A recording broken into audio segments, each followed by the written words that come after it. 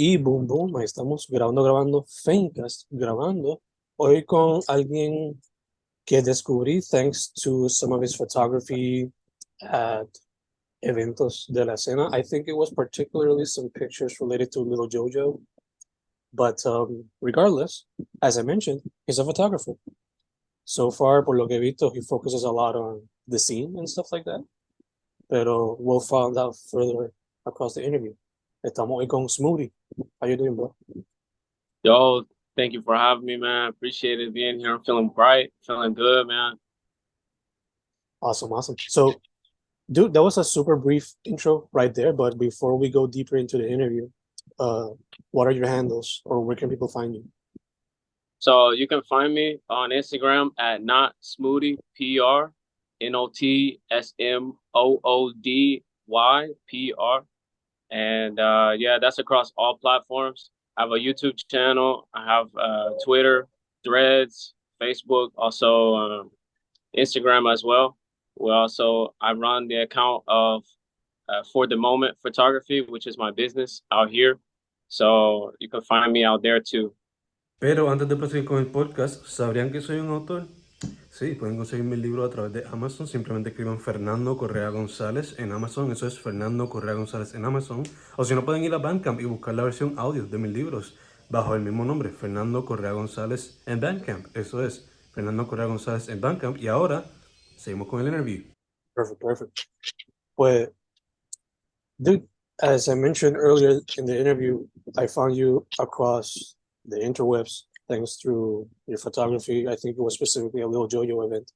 But I wanted to ask you, when did you get started working with photography, and when did your interest became more like events, the scene, stuff like that? Yeah, so when I first started photography, I've always had a camera in my hand since I was maybe like 8 years old. My father got me a little point and shoot, and I would take pictures for everybody at like Christmas or family get-togethers or Easter Sunday. Uh, then what really sparked it was my sister. She wanted to pay me for her prom pictures, and I said, well, I can finally make some money from this. I think. And of course, I did what I think would be a horrible job, but she ended up loving the pictures. So in that moment, I was able to create my business called For the Moment. So it was perfect for the name because I was able to give her those specific moments in time. So that's where the name of the business came up too. Aside from that, I've been in the underground scene now for about a year in Puerto Rico. So I've got a chance to see it just really prosper as far as the EDM techno scene. It was big at one point, maybe 2020, but that seemed to die down with the rise of reggaeton and the trap scene too. But there's a bunch of emerging DJs going on right now, and they're bringing a lot of good talent across the board. So the shows that are going right now kind of drew me into the concert scene. At first, I was just a spectator, and I would just listen to the music and vibe out. Then I brought my camera one day and I went up to John Delgado. He's a DJ here along the scene. And I asked him to take some pictures of him on set, and him, Pollo, and all the guys at Active and Attractive kind of welcomed me in and were like, yo, you should come to this event, shoot this event for us, and this. And they were kind of the first ones to really show me love out here. Um, so that's what really broke me into the concert scene. And then from there, I was able to photograph for De La Vida and when Little Jojo comes for the Trap Therapy, also for What I Now. And I'm also doing a lot of branding work for the company Raw Creations. It's the hat, man. Really, man, you got to go check them out. They're always coming out with some fire pieces too. So I'm trying to diversify myself, not just in the music aspect, but also we do wedding photography and videography too. Also doing like recaps and also branding too. So we're kind of like Swiss Army knife when it comes to this kind of thing, able to switch and adapt to each platform because each one you got to approach differently. You know what I mean? So I think that's really what drove me to each kind of aspect. It's just being able to start from one place and able to just grow from that point. Super nice, super nice. You mentioned that earlier in the interview, you mentioned that family was a big part of what introduced you to the world of photography. So Mm-hmm. I was wondering, you mentioned mostly like photography that is connected to businesses, so like wedding, uh, brands, stuff like that. But are you also interested in more artistic photography, like inspired by a concept or an idea of your own? And if so, would you like at one point like to make a photography exhibit inspired by your family in some way or another? Yeah, absolutely, man. I feel like it's important to always give back, especially to the inspiration, the people that really believed in you first. So I feel like it's only right to dedicate something to them, you know what I mean? And I feel like being able to display my artwork and being able to host an exhibit would be an amazing accomplishment to even invite them to, because you know they see me from the little Nino with the camera, you know what I mean? And Mhm. now you know I'm out here really making a name for myself, especially as an artist, and same for you too. You know what I mean? We're all on the grind up. So it's important to give back, especially to the day one supporters. So I always want to make sure that I'm showing love to no matter what. First one's always free. That's what I always say, because you never know, you know, someone just might need the content or something. That's a nice business opportunity for you. So you can always do, you know what I mean, work it out with each other. And it's always about showing love no matter what. You know what I mean? We're artists.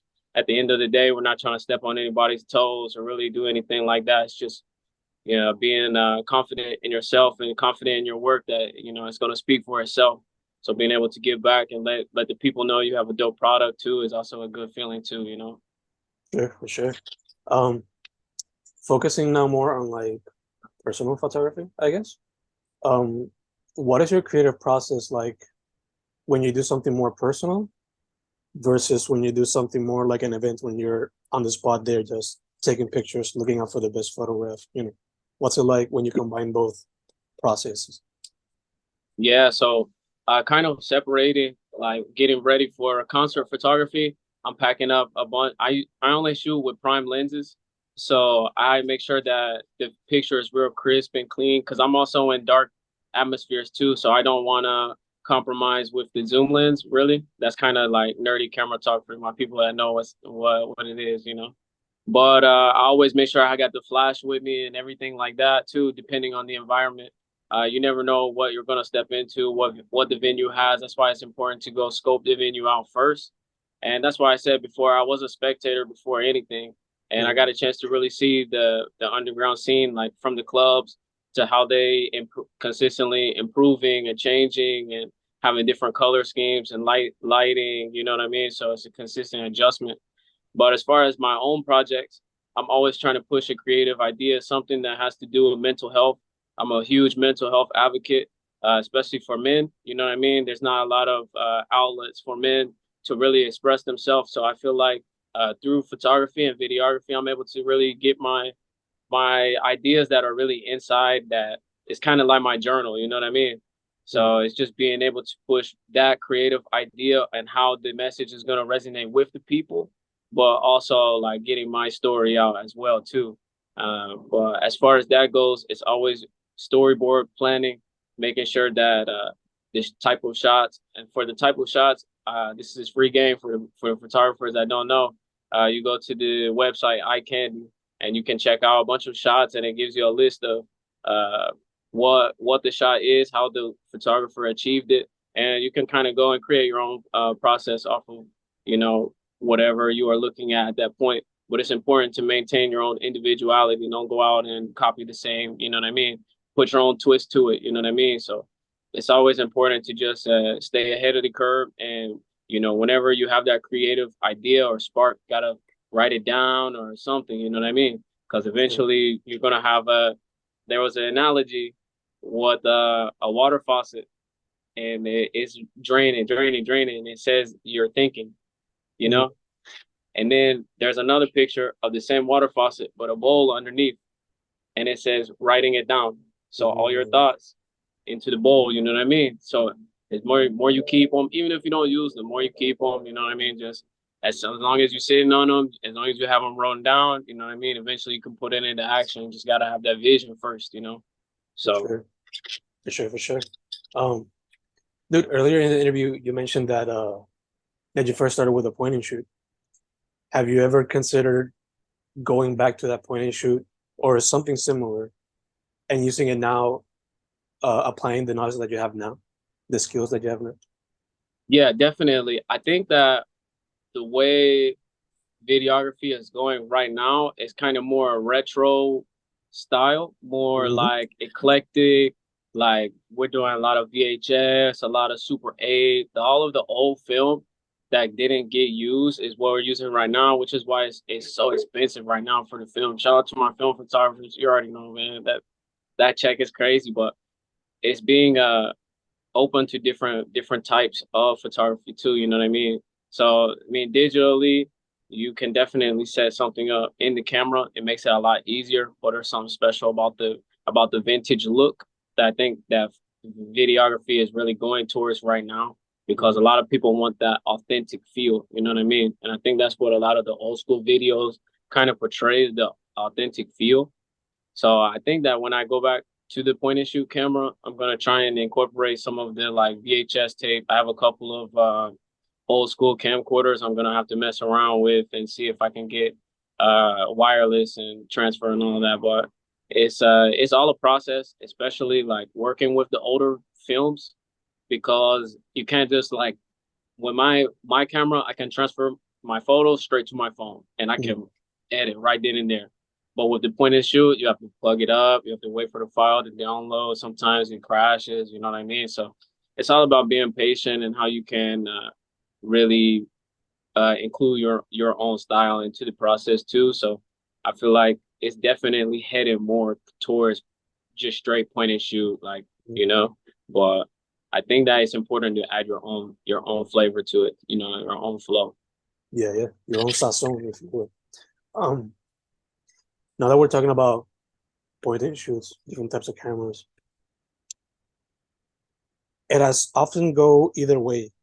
Photographers get into film like cinema, or cinematographers get into photography. Have you considered practicing either short films, video, any of that type of thing? Yeah, so one of the projects that I have coming out here soon is with Taino. It's a rapper out of Trujillo Alto, and we're focusing on more vlog style right there. But that definitely motivated me to make sure that I'm on my cinematography game too. You know, I want to be able to tell a story clearly and get my thoughts out on video clearly, what I really want to say. So I definitely want to dabble more into the cinematography field. It's just a matter of getting the right team together, you know, because it's more than just one shot, you know. So I got to get my team together and make sure that we're on point for a lot of the new projects that we have coming out. So I'm excited for everything, and I'm excited to see the growth in the process, you know, coming from the point and shoot all the way to now, you know what I mean? But as far as that goes, we always want to reintroduce back to the classics, you know what I mean? And that's what our goal is, to create a classic, you feel me? Super nice, super nice. Poco a poco, poco a poco. You mentioned Taino. You've worked in the past with Reinaldo, Jojo. Who are some artists that you've seen who have piqued your interest and you probably want to collaborate with them at some point or another? Yeah, right now, I think a couple artists, Hades, also Timmy Clayton. Yeah, man, we used to work together, man, and he was telling me about his music. I checked him out. I definitely he has really up and coming. As far as DJs go, Geracate, for sure, she's up and coming. Carlos Rivera, and also Sphere and Mecca out of Shadow Command. That whole place is popping, man. Shadow Command is gonna be on top soon, really. But yeah, it's just a bunch of really good up and coming talent. I usually stay open for collaboration with everyone. Like I said, the first one is always free. You know what I mean? As creatives, you always gotta show love no matter what. And so I've been fortunate enough to meet, you know, some pretty really talented artists out here, you know, and really good people. So it's a blessing, really. Sure. Before we started recording, you had mentioned that since your dad is part of the military, you basically were raised bouncing from place to place. So I wanted to ask you, since you were living that way, how do you think that has somewhat inspired the way that you approach photography, your art? Yeah, so kind of earlier in my life, we live in Okinawa, Japan. So I was able to take some inspiration from some Japanese artists, Gaku Yen, also my best friend, Joshua Raiju at Raiju Collective. I'm rocking the Sinners Can Pray To tee right now, but yeah, I mean, they're really inspiring as far as pushing the limit when it comes to photography and videography. I've got a chance to study under Joshua Raiju, and he's kind of like my mentor when it comes to creative process and being able to handle different sides of being a creative. He's into fashion, also making one-on-one pieces, artwork, painting, drawing. Also doing video photography. Like he's really the one that when I go to, and kind of feed off of each other, bounce ideas off of each other. Sometimes he sends me his edits and lets me know like what he can work on or what I can work on or something, like vice versa. So it's just being open to collaboration, and also like everything like that is accepting criticism too. You know what I mean? Because we can all keep working or keep growing. So it's just iron sharpening iron. Yeah. Are you also interested in exploring those other art forms, like painting, fashion, any other art form aside from the camera, be it photography or cinematography? Any other art form that captures your attention? Absolutely, man. The plan the next couple of months is to release the first clothing brand for my first clothing line. That's on the way soon. Just gonna do two shirts, two sweatpants, and two shorts. So we're on the way. The design is looking crazy right now. We just got the samples back from the factory, so we're really happy with the final product. So right now, just getting the marketing and everything set for that release. Also, at the end of the month, looking at releasing one of the collections. So it's gonna be pretty soon, and we're very excited for sure. Super dope, super dope. Now that you mentioned that, do you have any other plans? Since we're filming this on August, it comes out on October. But are there any other plans for the rest of 2023? So the rest of 2023, I have to go month by month. Really, I don't have my calendar in front of me, but these couple months, it's like festival months. So a lot of concerts, a lot of people trying to get their name out there right now. So this is like one of the busiest months for me. By the time this is coming out, it will be a little slower, but at the same time, like we're always looking for work, always doing, something, always doing something. Always have to work, but at the same time, my people, they're the best in the game, and that's what they do is they hunt. We're like sharks, so we always have to stay on point, always have to be ready, always have to be with the wave. You know what I mean? So yeah. Awesome. So, dude, I didn't tell you this earlier, but you already provided a bit of advice. But I'm gonna ask you for some extra advice since I'm a teacher, and sometimes my students they don't listen to any advice. So, if you were to tell a teenager, say 9th or 10th grade, some advice regarding photography or any other art form, just general, what would be your advice for those teenagers?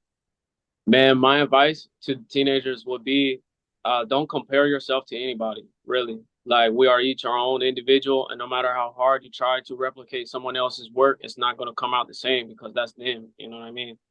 The main thing is being able to really be confident in yourself and what you can produce, and the way you market yourself as an artist says a lot about you more than the art. The art will always speak for itself. But as far as the individual person, if your soul's not right, then not a lot of people are going to want to work with you. I mean, there comes the money aspect, but at the same time, you don't really do it for the money. You do it for you do it for yourself and your creative vision, being secure in yourself. That's pretty much it. It's just staying in your own lane. That's my advice, really. Beautiful. Okay, dude. So in order to close this out in in a fun but also thought-provoking way. One last question. Imagine that you're in a desert island. You only have 3 albums to survive while someone comes and gets you. What 3 albums are you going to take with you on your venture? Three albums. Okay. I'm gonna go Take Care, Drake. Verano Sin Ti, for sure. Okay.